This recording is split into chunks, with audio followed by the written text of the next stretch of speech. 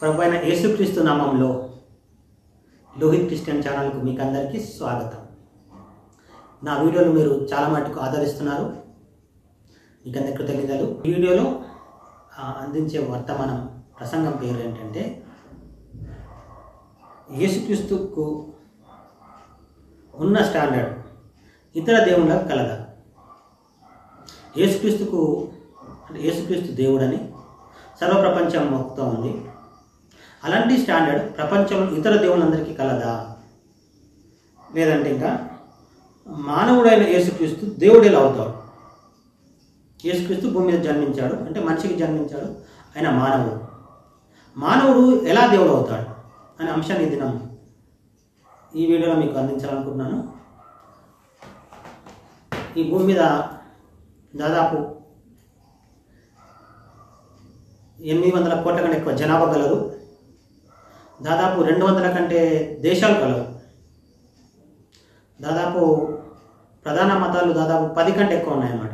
20 వరకు ఉన్నాయి ప్రధాన మతాలు, మిగిలిన చిన్న చిన్న మతాలు ఉన్నాయి.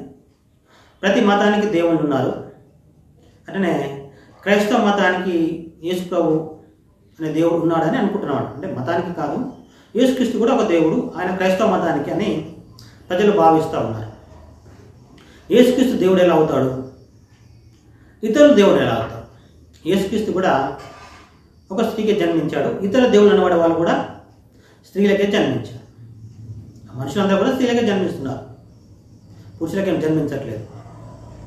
అయితే దేవుడు అనాలంటే ఒక స్టాండర్డ్ ఉండాలి దేవుడికి. ఆ స్టాండర్డ్ ఏమిటిది అనేది మనుషులు తెలుసుకోలేకపోతున్నారు.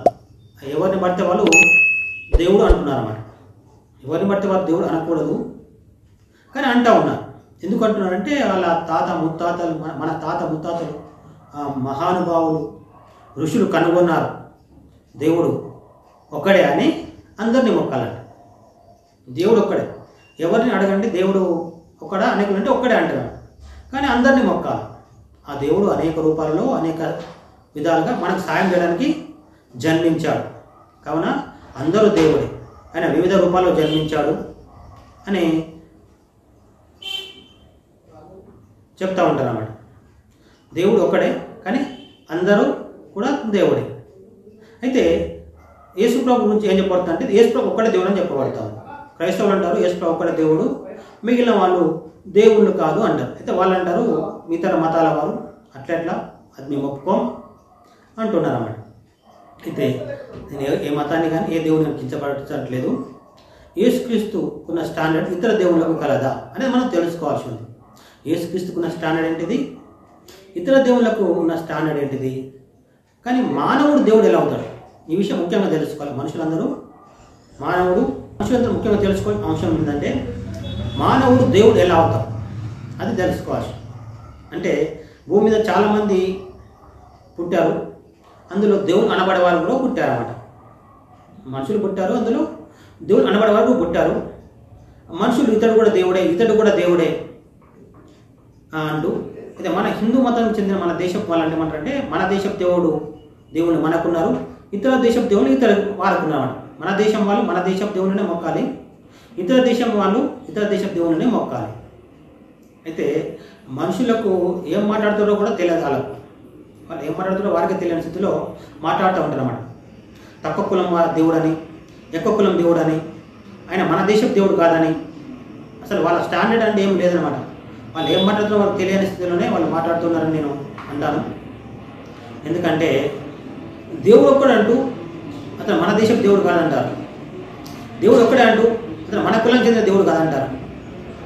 దేవుడు ఒక్కడే అంటూ అతను మన దేవుడు కాదంటారు. అంటే అసలు వాళ్ళ స్టాండర్డ్ ఎందుకు వాళ్ళకి తెలియకుంటున్నారు. వాళ్ళు మాట్లాడుతున్న మాటకి వాళ్ళే కట్టుబడి లేకుంటున్నారు. మనుషులు వాళ్ళు మాట్లాడుతున్న మాటకే వాళ్ళు కట్టుబడి లేరు. అదే ఇంతవరకు చెప్పాను కదా, దేవుడు ఒక్కడే అంటారు. మళ్ళీ దేవుడు ఒక్కడే అంటారు, అతను మన దేశపు దేవుడు కాదంటారు. మన దేశపు దేవుడు మనం మొక్కాలంటారు. దేవుడు ఒక్కడే అంటారు, అతను మన కులం దేవుడు కాదంటారు. మళ్ళీ దేవుడు ఒక్కడే అంటారు, అతను మాత్రం మన దేవుడు కాదంటారు. చాలా ఏమంటారు దీన్ని అంటే దీన్ని తికమక అంటారన్నమాట. అంటే దేవుణ్ణి స్పష్టంగా కనుగొనలేకపోవడం మనిషి. మనిషి దేవుని కనుగొనలేకపోతున్నాడు సరిగ్గా, అంటే భ్రమలో ఉన్నాడు అన్నమాట. బైబిల్ చెప్తుంది అతడు భ్రమలో ఉన్నాడు, మోసపోకూడదు, దేవుడు ఎక్కిరించబడాడు అని బైబిల్ చెప్తా ఉంది. అయితే ఇది నేను చెప్తున్న అంశం ఏంటంటే యేసుక్రీస్తుకున్న స్టాండర్డ్ ఏంటిది, ఇతర దేవునికి ఉన్న స్టాండర్డ్ ఏంటిది, మానవుడైన యేసుక్రీస్తు దేవుడు ఎలా అయ్యాడు, ఎలా అవుతాడు. మనం కొన్ని వచనాలు చూసుకోవాల్సింది బైబిల్ నుంచి. 1 తిమోతి పత్రిక 2వ అధ్యాయం 5వ వచనం. 1 తిమోతి పత్రిక 2వ అధ్యాయం 5వ వచనం. 1 తిమోతి పత్రిక 2వ అధ్యాయం 5వ వచనం ఇలా చెప్తుంది అన్నమాట. దేవుడు ఒక్కడే, దేవునికి నరులకు మధ్యవర్తి ఒక్కడే, ఆయన క్రీస్తు యేసు అను నరుడు. ఈ వచనం ఏమని చెప్తుందంటే దేవుడు ఒక్కడే, దేవునికి నరులకు మధ్యవర్తి కూడా ఒక్కడే, ఆయన క్రీస్తు యేసు అను నరుడు అని చెప్తున్నమాట. ఈ వచనాలు మనము 2 అంశాలు చూసుకోవాల్సింది. పైన దేవుడు ఉన్నాడు, కింద నరుడు ఉన్నాడు. అయితే పైన దేవుడికి కింద నరులకు మధ్యవర్తి కూడా ఒకడు ఉన్నాడండి. ఆయన క్రీస్తు యేసు అను నరుడు. క్రీస్తు యేసు అను నరుడు అంటే మధ్యవర్తి కూడా నరుడేనంట. బైబిల్ చెప్తుంది మధ్యవర్తి కూడా నరుడు. అంటే దేవుడు ఒకడు ఉన్నాడు, దేవునికి నరులకు మధ్యవర్తి ఒకడున్నాడు, నరులు ఉన్నారు. ఇక్కడ మనం తెలుసుకోవాల్సిన ఏంటంటే మధ్యవర్తి కూడా నరుడే. అంటే క్రీస్తు యేసు అను నరుడు. అంటే నరుడు అనగా మానవుడు. అంటే యేసు క్రీస్తు ఎవరు? మానవుడు అని మనం తెలుసుకుంటున్నాం. అంటే మనిషికి పుట్టాడు కనుక ఆయన మానవుడు. అయితే నేను ఇక్కడ చెప్తున్నది 2వ భాగం అనుకోవాలి, ఇది మొదటి భాగం కాదు. మొదటి భాగం అంటే ఏంటిదంటే యేసుక్రీస్తు భూమి పుట్టమునుపు ఉన్నాడు, ఆకాశం పుట్టమునుపు ఉన్నవాడు, ఆయన సర్వము చేశాడు కనుక ఆయన దేవుడు. అక్కడ ఆయన మానవునిగా పుట్టాడు.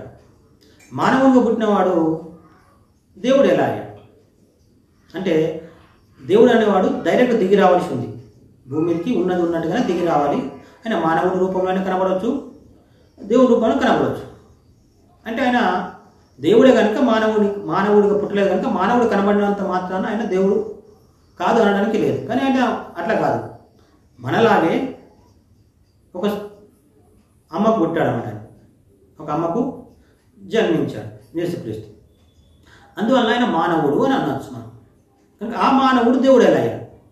అప్పుడు ఆయన దేవుడు కనుక భూమి పుట్టమునుపు ఆకాశం పుట్టమునుపు ఉండి భూమిని చేశాడు, ఆకాశం చేసినప్పుడు ఆయన దేవుడు కనుక మనిషి అయినప్పుడు కూడా ఈయన దేవుడు అని అనడానికి లేదు. ఈయన మనం మొత్తం చెప్పుకోవాల్సింది మానవుడు అని చెప్పుకోవచ్చు. ఈయన వల్లనే భూమి మీద ఇంకా ఇతర దేవుళ్ళు అనబడేవారు కూడా పుట్టారన్నమాట. వాళ్ళు కూడా అమ్మకే పుట్టారు, అంటే అమ్మ నాన్నకే పుట్టారు. కానీ యేసుక్రీస్తు అమ్మ నాన్నకు పుట్టలేదు, అమ్మకు మాత్రమే పుట్టాడు. ఇది ఒకటి తేడా అనుకోవాలి కొంచెం. కానీ మిగిలిన వాళ్ళందరూ కూడా స్త్రీలకే జన్మించారు. వాళ్ళు ఎలా దేవుళ్ళు అవుతారు? ఈయన ఎలా దేవుడు అవుతారు? మానవుడు దేవుడు ఎలా అవుతారు? అది అంశం. నేను చెప్పాలనుకుంటే యేసుక్రీస్తు భూమి పుట్టమునుపు ఉన్నాడు, ఆకాశం పుట్టమునుపు ఉన్నాడు, అన్ని చేశాక ఆయన దేవుడు అనొచ్చు. ఆయన భూమి పుట్టడానికి ఆయన మనం దేవుడు అనొచ్చు, అనడానికి లేదు. అట్లా అనకూడదు. అది వాక్య ప్రకారం సరిపోదు అన్నమాట. మానవుల పాపాల కోసం పరిహారం చేయడానికి యేసుక్రీస్తు భూమి మీద జన్మించాడు. అంటే మానవుడిగా ఇంకో చోట వాక్యం చెప్తుందంటే తన స్వకీయులు రక్త మాంసములు గలవారైనందున ఆయన రక్త మాంసము గలవాడాయన ఉందన్నమాట బైబిల్. తన స్వకీయులు రక్త మాంసం గలవారైనందున ఆయన కూడా రక్త మాంసం పాలివాడాయన. అందువల్ల ఆయన మానవుడు జన్మించాల్సింది. దేవుడైన వాడే మానవుడు ఎందుకు జన్మించాడంటే తన స్వకీయులు అంటే మనుషులు. తాను మట్టితో ముద్ద చేసి ఆ మట్టిని మనిషిగా చేశాడు. అంటే తన స్వకీయుడు. ఆ మనిషి భూమి మీద ఉన్నాడు. ఆ మనిషి తన యొక్క ఆజ్ఞలకు దూరమైనందువల్ల దేవుని కోపానికి గురి కావాల్సి వచ్చింది మానవుడు.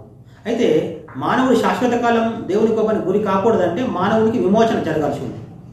మానవుని పాపాలకు పరిహారం, విమోచన జరగవలసి ఉంది.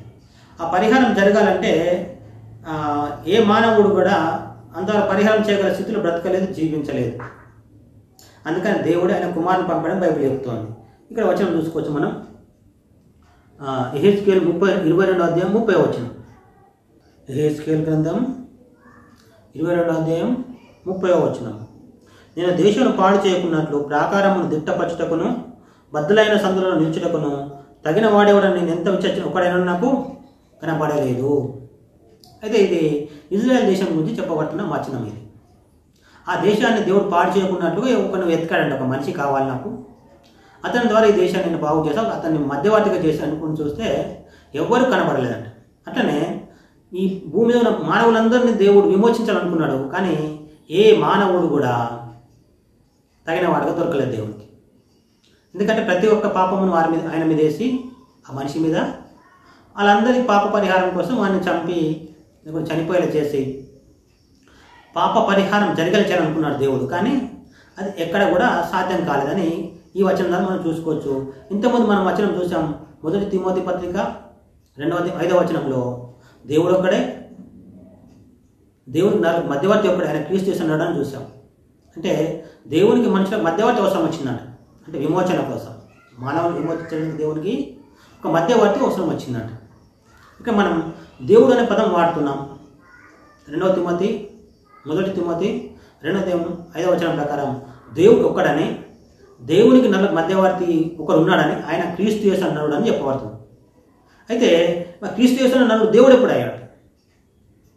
నరుడు దేవుడు ఎప్పుడైనా నేను చెప్తున్న అంశం, నరుడు దేవుడు ఎట్లా అవుతాడు?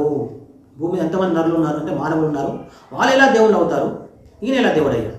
ఈయన భూమి కంటే ముందున్నవాడు, ఆకాశం కంటే ముందున్నవాడు, మనిషిని పుట్టించినవాడు. ఆ విధంగా ఆయన దేవుడు అనడానికి లేదని చెప్పాను అన్నమాట. కానీ మనిషి కదా, మనిషి దేవుడు ఎలా అయ్యాడు? దేవుడు అయినందువల్ల దేవుడు కాదు ఈయన యేసుక్రీస్తు. అంతకుముందు ఆయన దేవుడు అయినందువలన ఇప్పుడు భూమి మీద జన్మించిన యేసుక్రీస్తు దేవుడు కాలేదు. ఆయన కంటూ ఒక పద్ధతి ఉంది, ఆ పద్ధతిలో మాత్రం యేసు ప్రభు దేవుడు అయ్యాడు. ఆ పద్ధతి శ్రేష్టమైంది, ఆ పద్ధతిని మించిన పద్ధతిగా వేరేది లేదు. ఉంది అంటే అది తప్పు అవుతుంది. ఆ పద్ధతిలోనే అతను దేవుడు కావాలి. భూమి మీద ఒక తండ్రి ఎలా అవుతాడు అంటే మనం చెప్పొచ్చు, ఒక స్టాండర్డ్ ఇవ్వచ్చు. అతను కన్నాడండి, అతని భార్య యందు అతను కన్నాడు కనుక అతను తండ్రి అని చెప్పొచ్చు. లేకపోతే ఒక స్త్రీ అన్నతోడు అతన్ని కన్నాడు కనుక, ఆమెను కన్నాడు కనుక అతను తండ్రి అంటే ఇది ఒక స్టాండర్డ్ అన్నమాట. ఒకరిని పట్టుకొని ఈయన నా తండ్రి, ఇప్పుడు ఇటు తన నా కొడుకు అని ఎలా అవుతాడో అని అడిగామనుకోండి, దానికి స్టాండర్డ్ ఏమైనా ఉండాలి కదా. ఏ స్టాండర్డ్ లేకుండా అతను ఎలా కొడుకు అవుతాడు? భూమి మీద 2 పద్ధతులు ఉన్నాయి. ఒకటి కొడుకు కావాలి అంటే, ఇక్కడ కూతురు కావాలనుకుంటే. ఒకటేమో తను ఒక స్త్రీ అందు కనాలి, అందువల్ల అమ్మాయి కానీ అబ్బాయి కానీ అతనికి కొడుకు లేదా కూతురు అవుతారు. లేదంటే ఎవరొకరు అన్నారు వాళ్ళు, కానీ ఇతను పెంచుకున్నాడు, అందువల్ల కూడా తండ్రి అవుతాడు. మొదటి పద్ధతి ఏమో కనడం ద్వారా తండ్రి అవుతాడు, రెండో పద్ధతి ఏమో పెంచుకోవడం ద్వారా తండ్రి అవుతాడు, లేకపోతే తల్లి అవుతుంది అనమాట. అట్లనే యేసుక్రీస్తు కూడా భూమిని ఆకాశంలో పుట్టించాడు, అన్నీ చేశాడని బైబిల్ చెప్తుంది. అందువల్ల ఆయన దేవుడు అయ్యాడు. కానీ అదే దేవుడు భూమి మీద నరునిగా పుట్టాడు, అప్పుడు మళ్ళీ ఈయన ఎట్లా దేవుడు అవుతాడు? ఒక పద్ధతి ఏమో భూమి ఆకాశంలో మనుషులు చేసిన దేవుడు, రెండో పద్ధతిలో కూడా ఈయన దేవుడు అయ్యాడు అన్నమాట. మొదటి పద్ధతి దేవుడు అయ్యాడు, రెండో పద్ధతి దేవుడు అయ్యాడు. ఇతర దేవుళ్ళు అనబడేవారు బైబిల్ చెప్తోంది వారు ఏమీ చేసిన వారు కాదు. ఇతర మతాలకు చెందిన దేవుళ్ళు భూమిని చేయలేదు, ఆకాశం చేయలేదు, ఏమీ చేయలేదు. దేవుడు ఒక్కడు అనే మాటకు బైబిల్ మాత్రమే సరైన నిర్వచనం ఇస్తుంది. దేవుడు ఒక్కడు, దేవునికి నరులకు మధ్యవర్తి కూడా ఒక్కడు, అంతేగాని అందరూ దేవుళ్ళు కాదు.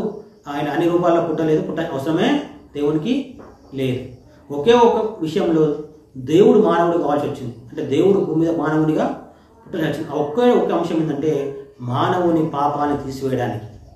భూమి మీద ఎన్నో సమస్యలు వచ్చాయి, అవన్నిటినీ దేవుడు అక్కడ ఉండే చేశాడు, పరలోకం నుండే తీర్చాడు. లేదంటే స్వయంగా దిగి వచ్చి ఆ సమస్యను సాల్వ్ చేశాడు. అంటే స్వయంగా దిగి రావాలంటే ఆయన పుట్టవలసిన అవసరం లేదు, పుట్టకుండానే చేశాడు. అయితే మానవుల సమస్యలు వచ్చినప్పుడు మానవులలో నుండి ఒక మానవుని ఎన్నుకున్నాడు దేవుడు. ఎన్నుకొని ఆ మానవుల ద్వారా మానవులకు వచ్చిన సమస్యను తీర్చాడని బైబిల్ చెప్తుంది. అట్లా చాలామంది ఉన్నారు. మోసే, యెహోషువ, సంసోను, ఎలీషా, ఏలియా, ఇలా చెప్పుకుంటూ పోతే ఎంతోమంది మనుషుల ద్వారా దేవుడు మనుషుల సమస్యలు సాల్వ్ చేస్తాడు. ఇది దేవునికి ఉన్న శక్తి అని అనాలి, దేవునికి ఉన్న స్టాండర్డ్ అనమాట. ఏంటంటే ఆయన పుట్టిన అవసరం లేకుండా ఏ పని అయినా చేయగలడనమాట. ఎంతమంది రాక్షసులైనా మనుషుల ద్వారా చంపుతాడు. బైబిల్లో ఒక చోట రాసి ఉంది, ఒకడు 1000 మందిని తరను, ఇద్దరు కలిసి 10,000 మంది రాక్షసులను చంపాలన్నమాట. ఒకడేమో ఒక్క రాక్షసునైనా 1000 మంది రాక్షసులను చంపాలన్నమాట. ఒక్కడైతే మనిషి, దేవుడు ఒకటే అవసరం లేదు దీనికి. 1000 మంది రాక్షసులను చంపాలన్నా ఒక్క మనిషి చాలంట. అదే ఒక్క ఇద్దరు మనుషులు కూడిరనుకో 10,000 మంది రాక్షసులను చంపాలన్నమాట. అంటే అది దేవుడికి ఉన్న స్థానం. ఆయన పుట్టాల్సిన అవసరం లేకుండానే ఏ పని అయినా చేయగల సమర్థత సత్తా దేవుడికి ఉన్నది. ఎంతమందినా చంపగల సత్తా మనిషి ద్వారా మనిషి చేశారు దేవుడు. సముద్రాన్ని పాయలు చేసిన మనిషి ద్వారా దేవుడు. గాడిద దౌడ ఎముకతోటి ఒక సంసోన్ అంటే ఆయన 1000 మందిని చంపాడు అన్నమాట. అది దేవుడు పుట్టకుండా చేయవచ్చు. ఇతరులు అయితే పుడితే కానీ వాళ్ళు చేయలేరని ఆ గ్రంథాలను బట్టి లేకుంటే మత విషయాలను బట్టి మనం తెలుసుకోవచ్చు. వాళ్ళు పుడితే తప్ప ఏమీ చేయలేరు. పుట్టి భార్యను చేసుకొని పిల్లలు కానీ వాళ్ళు ఏమైనా చేయాలి. లేకపోతే పుట్టకుండా భార్యను చేసుకోకపోతే వాళ్ళు ఏమీ చేయలేరు. అయితే బ్రద్దలైన బండ సందులో నిలవాలంటే అందుకు తగినవాడు కావాలంట. తగినవాడు ఎవడు వెతకనందువల్ల బైబిల్ చెప్తా ఉంది. గలతీ పత్రిక 4వ అధ్యాయం 4 నుండి 5 వచనాలు. అయితే కాలము పరిపూర్ణమైనప్పుడు దేవుడు తన కుమారుని పంపెను. ఆయన స్త్రీ యందు పుట్టి మనం దత్తపుత్రులం కావాలని ధర్మశాస్త్రం లోబడి ఉన్న వారిని విమోచించటకై ధర్మశాస్త్రమునకు లోబడిన వాడాయను. ఇక మనం చూస్తున్నాం, దేవుడు మనుషులను విమోచించడానికి వెతికినప్పుడు ఏ మనుషులు కూడా నిర్దోషిగా కనబడలేదంట. మనుషుల ద్వారా మనుషులను విమోచించడం ఒక నిబంధన. బైబిల్ నిబంధనల గ్రంథం. బైబిల్ అనేది నిబంధనల గ్రంథం. అయితే దేవుడు ఒక మనిషి ద్వారా ఇంకో మనిషి ఇతర మనుషులు విమోచించాలనుకున్నాడు. అది కాలేదంట. కానందువల్ల కాలం పరిపూర్ణమైనప్పుడు దేవుడు తన కుమారుని పంపాను అని వాక్యం చెప్తాడు. దేవుడు ఆయన కుమారుని పంపాను. ఆయన స్త్రీ యందు పుట్టి మనం దత్తపుత్రం కావాలని ధర్మశాస్త్రం లోబడి ఉన్న వారిని విమోచించకై ధర్మశాస్త్రమునకు లోబడిన వాడాయను. అంటే భూమి పుట్టిన మనిషి ధర్మశాస్త్రం నెరవేర్చి నిర్దోషి కావాలన్నమాట.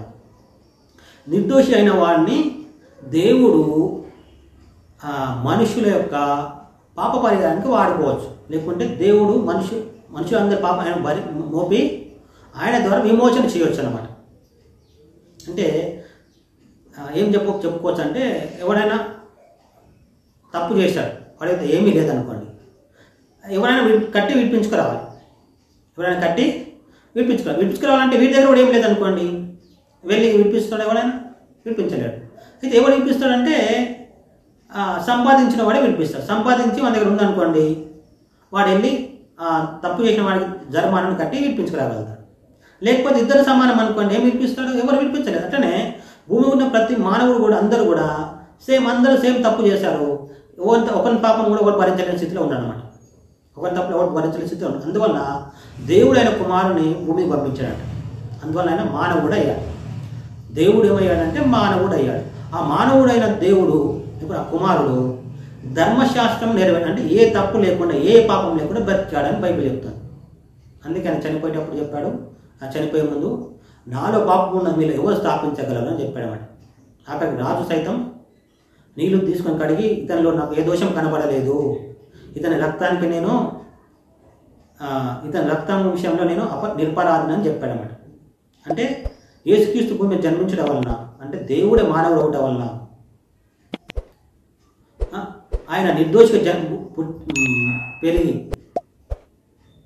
ధర్మశాస్త్రం నెరవేర్చి ప్రతి మానవుని పాపాలని ఆయన మీద వేసుకున్నాడని ఇక్కడ యెషయా గ్రంథంలో మనం తెలుసుకోవచ్చు. లేకుంటే దేవుడు ఆయన మీద మోపాడని యెషయా గ్రంథం 53వ అధ్యాయం 5-6 వచనాలు. మన అతిక్రమకులను బట్టి అతడు గాయపరచబడెను, మన దోషములను బట్టి నలగొట్టబడెను, మన సమాధానార్థమైన శిక్ష అతని మీద పడెను, అతడు పొందిన దెబ్బల చేత మనకు స్వస్థత కలుగుచున్నది. మనమందరం గొర్రెల వల్ల త్రోవ తప్పిపోతిమి, మనలో ప్రతివాడును తనకిష్టమైన త్రోవకు తొలగెను, యెహోవా మన అందరి దోషమును అతని మీద మోపెను. ఈ వచనాల ద్వారా మనం నేర్చుకోవచ్చిందంటే దేవుడు ఆయన కుమారుడు యేసుక్రీస్తు మీద నిర్దోషిగా పెరిగిన యేసుక్రీస్తు మీద మనందరి తప్పులు పాపాలన్నీ ఆయన మీద మోపాడని ఈ వచనం మనం చూస్తున్నాం. మనందరం గొర్రెల వలె త్రోవ తప్పిపోతిమి, మన ప్రతివాడు తనకిష్టమైన త్రోవకు తొలగెను, యెహోవా మన అందరి దోషమును అతని మీద మోపెను అని ఇంతకుముందు చూసాము. 1 తిమోతి పత్రిక 2వ అధ్యాయం 5వ వచనం. దేవుడు ఒక్కడంటే దేవుడు ఉన్నాడని, నరులు ఉన్నారని, ఆ నరులకు దేవుడు మధ్య నరుడు అని కూడా మనం చూస్తాం. అంటే ఇక్కడ యెహోవా మనందరి దోషం అతని మీద మోపాను అంటే ఆ నరుడి మీద మోపాను. మధ్యవర్తి ఆ నరుడి మీద అనగా యేసుక్రీస్తు మీద దేవుడు మన అతిక్రమలన్నింటినీ ఆయన మీద మోపాను. 6వ వచనంలో యెహోవా మన అందరి దోషమును అతని మీద మోపాను. మోపి ఆయనకు శిక్ష వేయడం ద్వారా, అంటే ఆయన మరణించడం ద్వారా మనందరి పాపాలకు, శాపాలకు, అన్నిటికీ శిక్ష, ఎందుకంటే జరిమానా, లేకుంటే ఇంతకుముందు చెప్పినట్లుగా ఏమనంటే మనందరి పాపాలకు పరిహారం, విమోచన, క్రయధనం అన్నీ కూడా ఆయన ద్వారా జరిగిపోయినాయి. అయితే మనం చెప్తున్న అంశం ఏంటంటే మానవుడు దేవుడు ఎలా అవుతాడు? ఇప్పుడు మానవుడు అయిన యేసుక్రీస్తు దేవుడు ఎలా అవుతారు? ఇతర మతాలకు చెందిన దేవుళ్ళు వాళ్ళు ఎలా దేవుళ్ళు అవుతారు? మనం ఇక్కడ చూస్తున్నాం, యేసుక్రీస్తు భూమి పుట్ట ముందు ఉన్నవాడు, ఆకాశం పుట్ట ముందు ఉన్నవాడు, మనిషిని పుట్టించినవాడు, దేవుడిగా ఉన్నవాడు.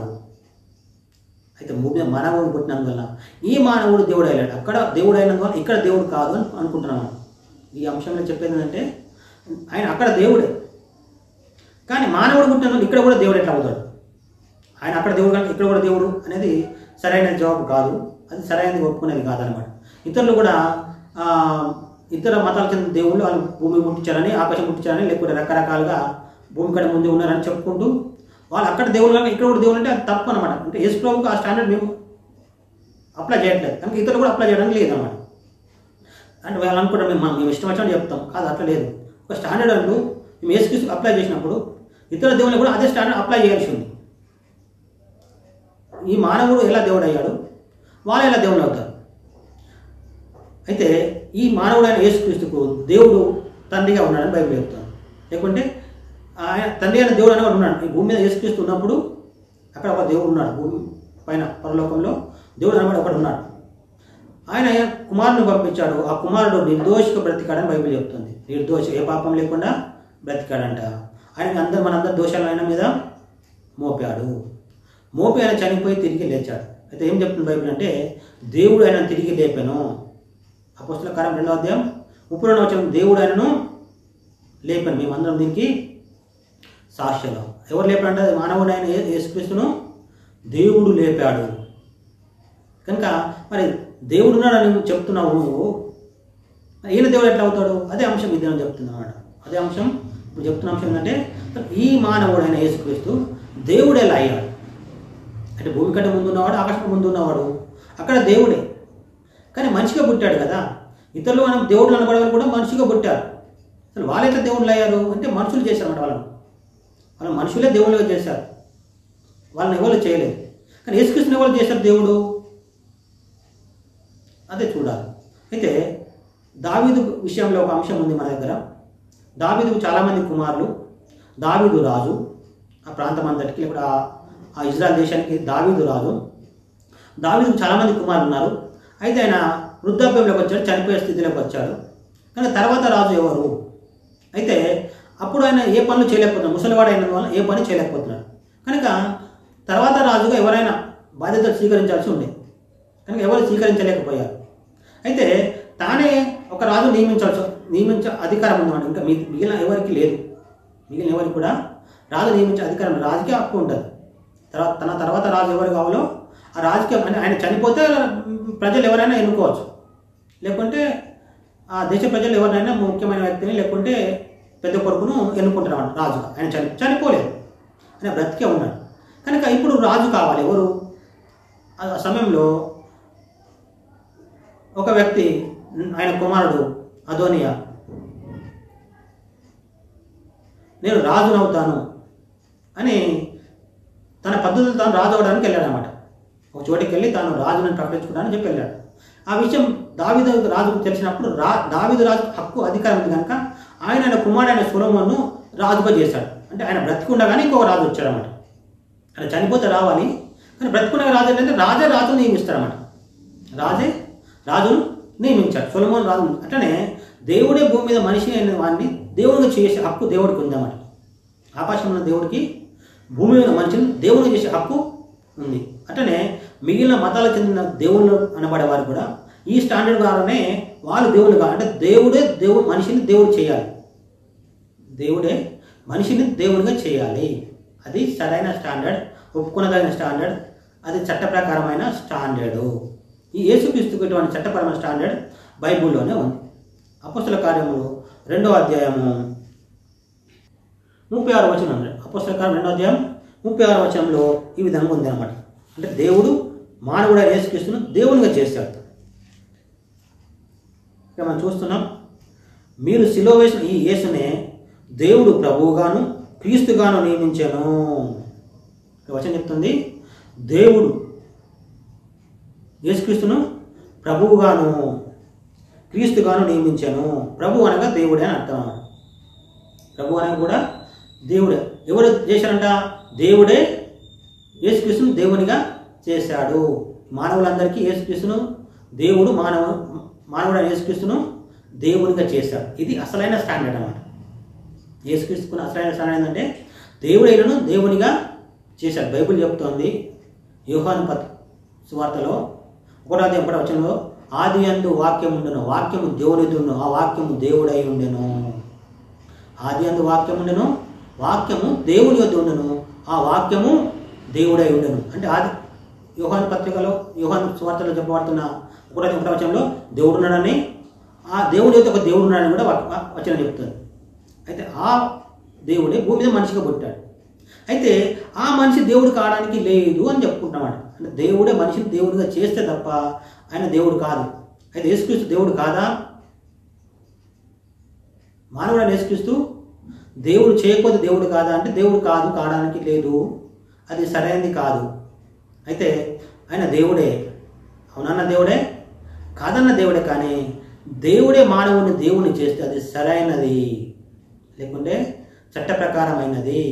దావీదు సొలొమోను రాజుగా చేశాడు, అది చట్ట ప్రకారమైనది.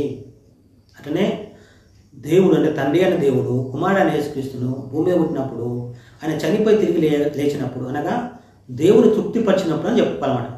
ఆయన చనిపోయి తిరిగి లేవడం అంటే మానవులందరి పాపాలు ఆయన మీద వేసుకొని చనిపోవడం, నిర్దోషిగా లేవడము, దేవుని తృప్తిపరచ, దేవుని ఆనందింపజేయడము.